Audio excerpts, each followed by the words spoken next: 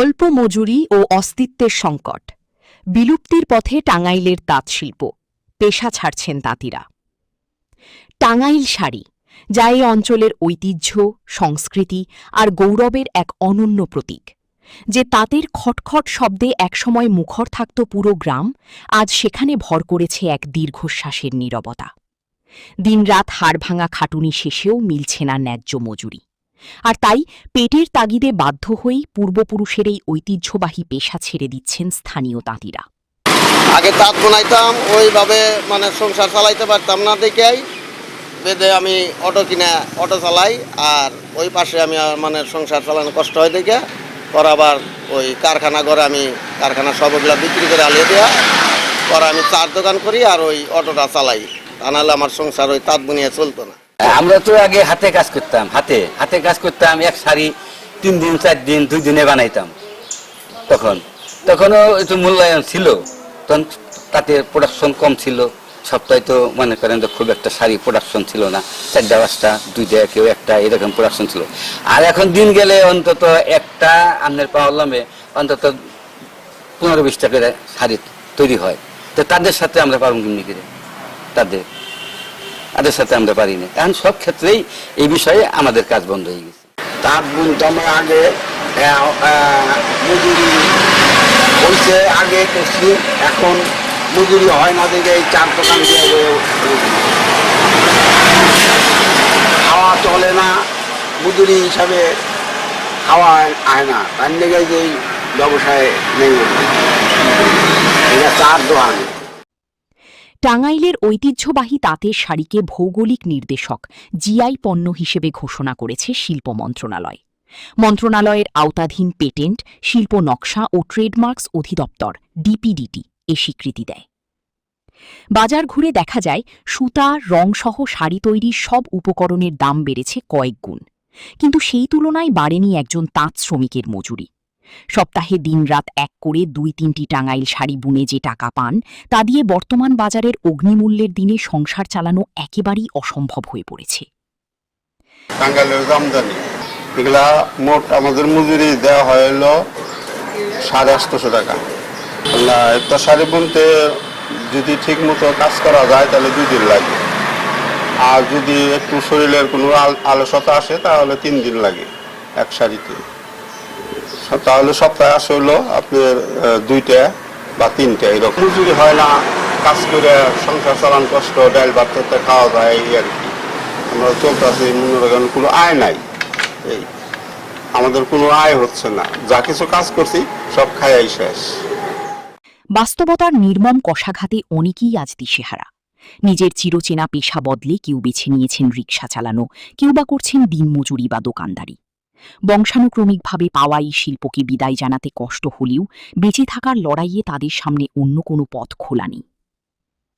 ব্যবসায়ীরা বলছেন, টাঙ্গাইল শাড়ি বোনার কারিগর এখন খুব বেশি পাওয়া যায় না, আবার হাতে শাড়ি বুনলে সেটার খরচও বেশি হয়ে যায়।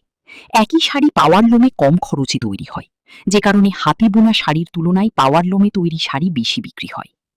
বর্তমানে হাতে বোনা যে কাপড়গুলো আমরা তৈরি করে থাকি সেগুলোর কারিগরের অনেক অভাব। তারপরেও যে কারিগর আছে, স্বল্প কারিগর দিয়ে আমরা যে কাপড়গুলো বুনে থাকি সেগুলো মার্কেটে চাহিদা আছে। আর পাওয়ারলুম আসার কারণে হাতের যে কাপড়গুলো তৈরি হয় এর চাহিদা অনেক কমে গেছে, কারণ এর দামটা অনেক বেশি পড়ে। আর একটা কাপড় যখন হাতে তৈরি করি তার দামটা অনেক বেশি হয়ে যায়, কারণ তার কাজের মজুরির উপরে। আর যদি সেই সেম ডিজাইনটাই যদি আমরা পাওয়ারলুম অথবা র্যাপিয়ার লুমে করি সেক্ষেত্রে খরচটা অনেক কম হয় এবং কাস্টমার অনেক কিনতে পারে, কিন্তু হাতের যে ঐতিহ্য সেটা পাওয়া যায় না। এই হিসাবে আর কি হাতের কাপড়ের চাহিদাগুলো দিন দিন কমে যাচ্ছে। শুধু শ্রমিকরাই নন, লোকসানের মুখে পড়ে অনেক ছোট ও মাঝারি তাঁত মালিকও তাদের কারখানা বন্ধ করে দিতে বাধ্য হচ্ছেন। কারিগর সংকটে অনেক সচল তাঁতও এখন বন্ধ হওয়ার উপক্রম। শাড়ি কাপড়ের দাম খুবই কম। এই কম থাকার কারণে দেখা যাচ্ছে মজুরিটা কম হয়। যেহেতু দাম কম, মজুরি কম বেরোয়, আর এই কম মজুরিতে আমাদের শ্রমিককে ধরে রাখা সম্ভব হচ্ছে না।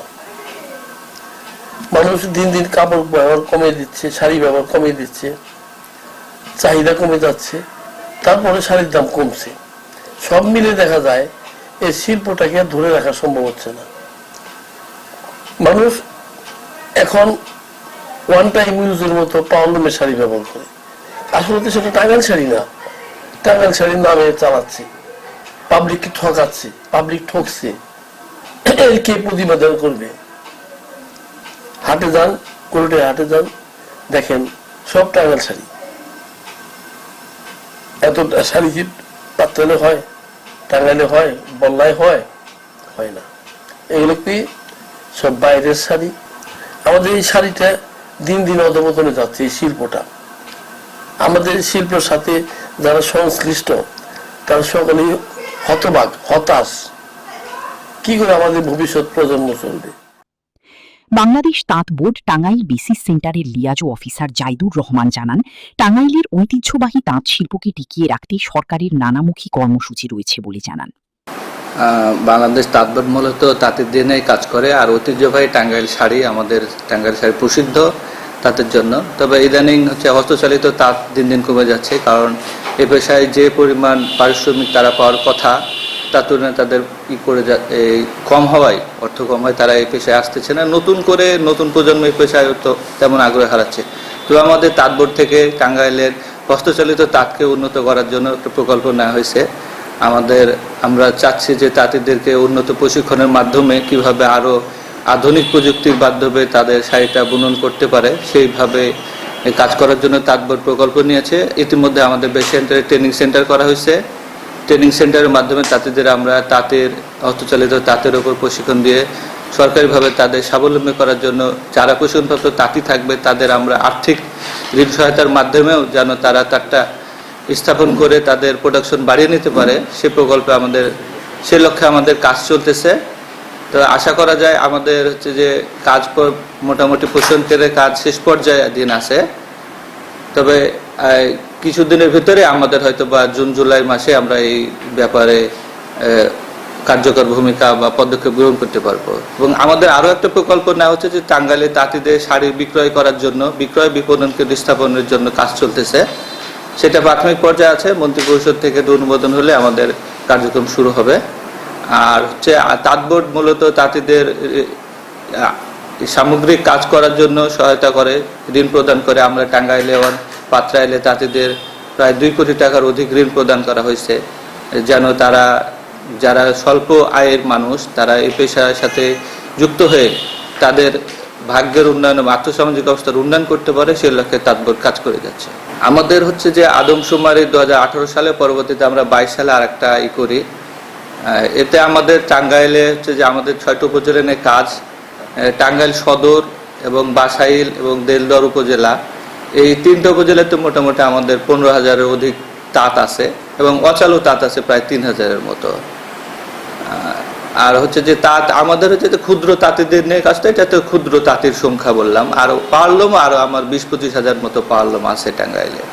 হস্তচালিত তাঁতের উপর প্রভাব পড়তেছে পাওয়ারলুমের, কারণ হস্তচালিত তাঁতের শাড়িটার মূল্য বেশি এবং পাওয়ারলুমের শাড়ির মূল্য কম। এটা প্রোডাকশন বেশি হয় এবং স্বল্প মূল্যে সহজে পায়। এই কারণে অনেকটাই পাওয়ারলুমের কারণে হস্তচালিত তাঁতের শিল্পের উপর কিছুটা প্রভাব পড়েছে। তবে আমরা আশা করি যে যাদের চাহিদা আছে, এখনো অনেক হস্তচালিত তাঁতের শাড়ি বা পণ্যের চাহিদা আছে। তবে উন্নত প্রশিক্ষণের মাধ্যমে তাঁতিদের প্রশিক্ষণ দিয়ে যদি তাদের দক্ষতা বৃদ্ধি করে শাড়ি করা যায়, বুনন করা যায়, তাহলে আমার মনে হয় আবার তাদের ঐতিহ্যবাহী টাঙ্গাইল শাড়ির যে ঐতিহ্য সেটা পুনরুদ্ধার হবে, ফিরে আসবে বলে আশা করছি আমরা।